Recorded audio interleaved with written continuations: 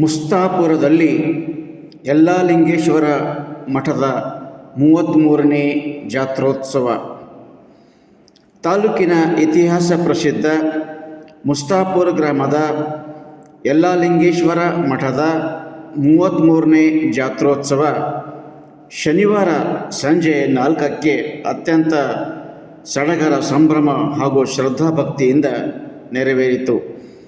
ಕಾರ್ಯಕ್ರಮದ ದಿವ್ಯ ಸಾನ್ನಿಧ್ಯವನ್ನು ಷಡಕ್ಷರಿ ಶಿವಯೋಗಿ ಡಾಕ್ಟರ್ ಮುರುಘರಾಜೇಂದ್ರ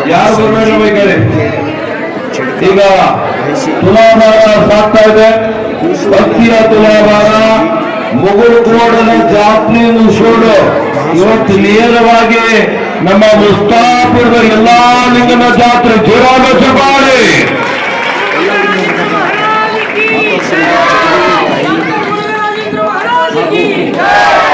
ನಡೆದೈತಿ ತುಲಾಭಾರ ನೋಡಿ ಧನ್ಯನಾಗಬಾರ. ಎಲ್ಲ ಅನಿಸ್ತಾ ಇದೆ ಅಂದ್ರೆ ಎರಡನೇ ಮುಗುಳುಕೋಡದ ಜಾತ್ರೆ ಅನ್ನಿಸ್ತಾ ಇದೆ. ಎಲ್ಲಿ ಸತ್ಯ, ನ್ಯಾಯ, ಧರ್ಮ ಇರ್ತದೆ ಅಲ್ಲಿ ಭಗವಂತ ಇರ್ತಾನೆ.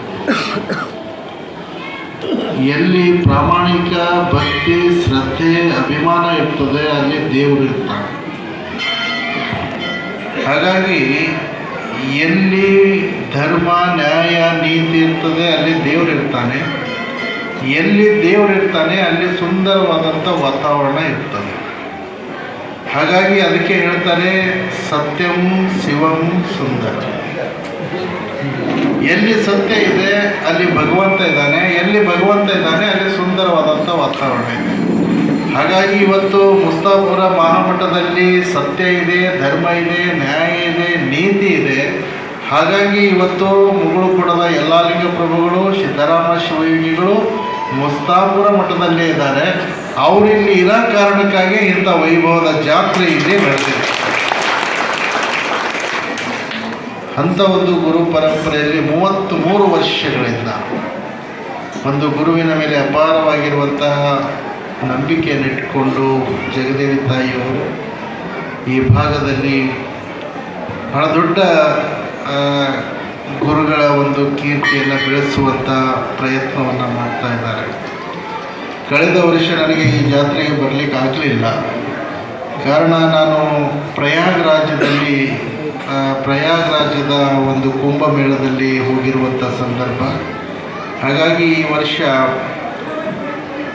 ಹೋಗಲೇಬೇಕು, ಎಲ್ಲ ಭಕ್ತರಿಗೆ ಆಶೀರ್ವಾದ ಮಾಡಬೇಕು ಅಂತ ತಿಳ್ಕೊಂಡು ಬೆಳಗ್ಗೆಯಿಂದ ಸುಮಾರು 2 ಜಾತ್ರೆಗಳನ್ನು ಮುಗಿಸ್ಕೊಂಡು ಈ ಜಾತ್ರೆಗೆ ಬಂದು ಇನ್ನು ಮುಂದೆ 2 ಜಾತ್ರೆಗಳನ್ನು ಮುಗಿಸ್ಬೇಕು.